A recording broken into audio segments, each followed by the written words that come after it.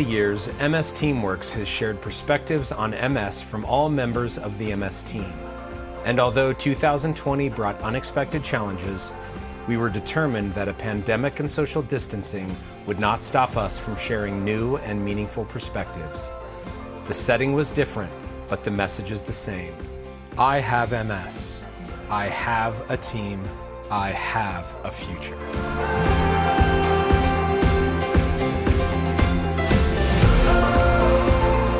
My name is Amanda Iris Verco, and I go by Iris.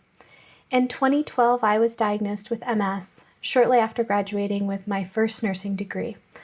2 months after my diagnosis of MS, my mother was diagnosed with brain cancer, and she passed 4 months later.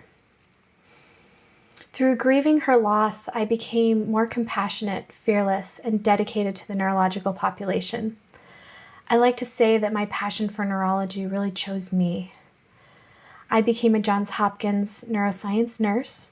I'm certified with the American Board of Neuroscience Nursing, and I also have a MS certification with the International Organization of Multiple Sclerosis Nurses. For 5 years now, I've been certified with them. I'm currently working on a nurse practitioner PhD program. And overall, I'm just deeply honored to be a part of the team serving the neurological population.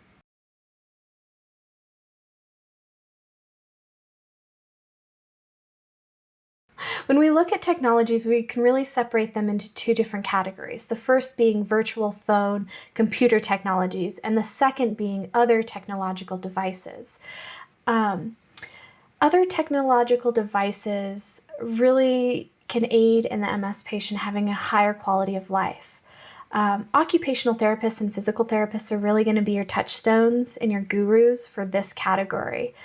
Technologies range from communication devices, mobility devices, transportation devices. There are also really big databases with assistive technologies that you can search, good Google search, and also I know that the MS Society webpage has a database listed under technological devices. An example of this is a blender. For patients that don't have any swallowing issues or for those who are actively working with the SLP, blenders can be a great way to get more fruits and vegetables in their diet and overall a better, healthier life. And then another example of this is a CPAP machine for sleep apnea. So appropriate sleeping hygiene is so important, and it can lessen brain atrophy along the course of the disease. If you're having trouble sleeping, please reach out.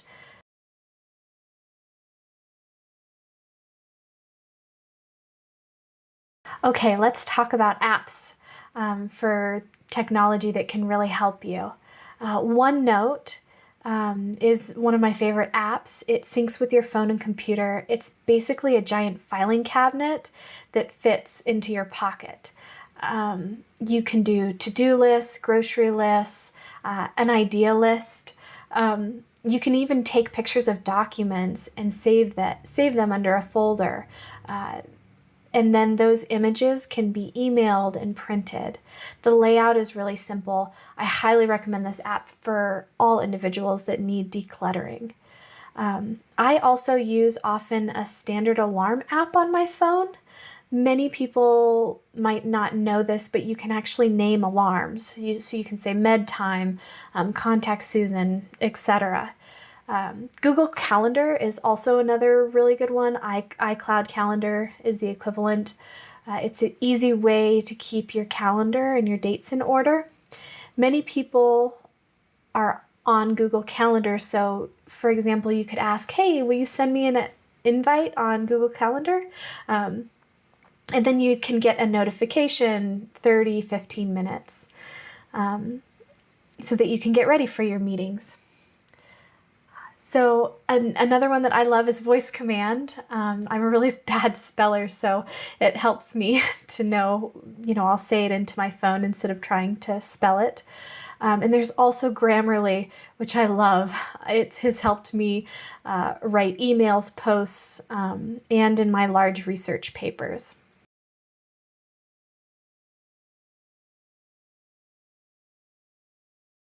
Patient portals are another really great example of technology that enhances the MS patient's life. You have your test results, doctor's notes, and the ability to contact many members of your team.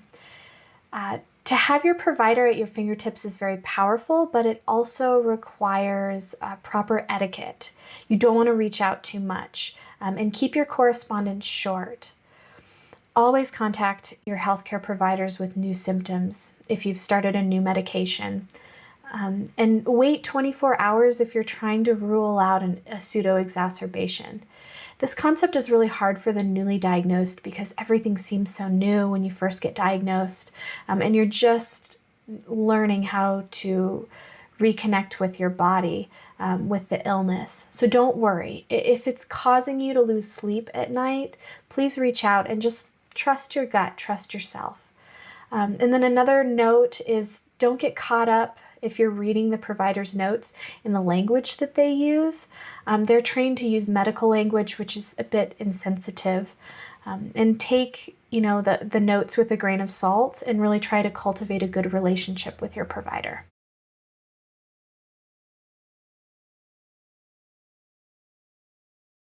So when we look at MS apps and MS in general, you want to look at the whole person. Healthy People 2020 outlines 5 domains. To do this is what is healthy and what we should be striving for. The first is economic stability. The second is education. Then there's health. Then there's environment. And then there's social and community domains. For economic stability, this would fall under online banking. Most banks offer an online version app. There's also apps that can help you track how much you're spending. They pair with your bank and they give you very simple charts of this is how much you spent on groceries. This is how much you spent on eating out, which can be really helpful for someone with MS. Education is another important domain. Intellectual stimulation is so important for our MS population. While there's many different apps and websites that can support you learn, you want to make sure that you're not falling into a trap, and that all of the things that are offered to you are evidence-based. And feel free to check into your doctor to say, hey, is this new thing evidence-based? I'm not sure. I also really love Audible for books on tape. For health, we have mind, spirit, body intimacy. So intimacy would be your dating apps. Body would be, there are a lot of different workout apps. There's a lot of free ones also, but you want to make sure that you don't hurt yourself, that you don't strain anything. Work with a provider to help you manage your fatigue and find the right app for you. For spiritual health, depending on what you believe, there are many different apps to aid your spiritual journey. And for mind, there's meditation apps, and there's also apps that can track your symptoms, like Cogfog, and that can really help you feel more complete mind-wise. Healthy People 2020 also advocates for your environment being in order. And I would just refer you to OTPT if you're having trouble in your house or your neighborhood and you don't feel safe.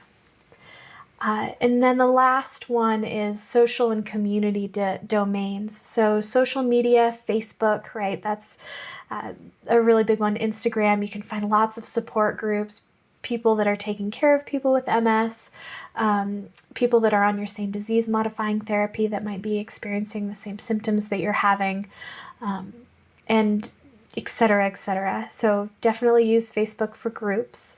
There's also the Care Zone app, of which you can take pictures of your meds for an up-to-date list of dosages.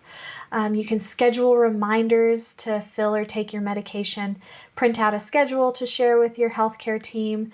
There's a journal feature for tracking symptoms, a calendar for appointment tracking, a space to help you keep insurance information, and an easy share feature to send that information to others. MS Healthline also tries to connect patients to others and to more information.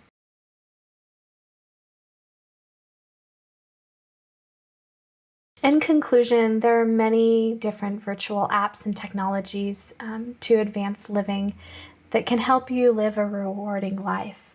OT and PT can help with devices and maybe even able to help with your environment and your house.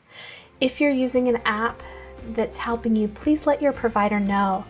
Word of mouth is a powerful thing, and it could help someone else in your shoes. Thank you so much.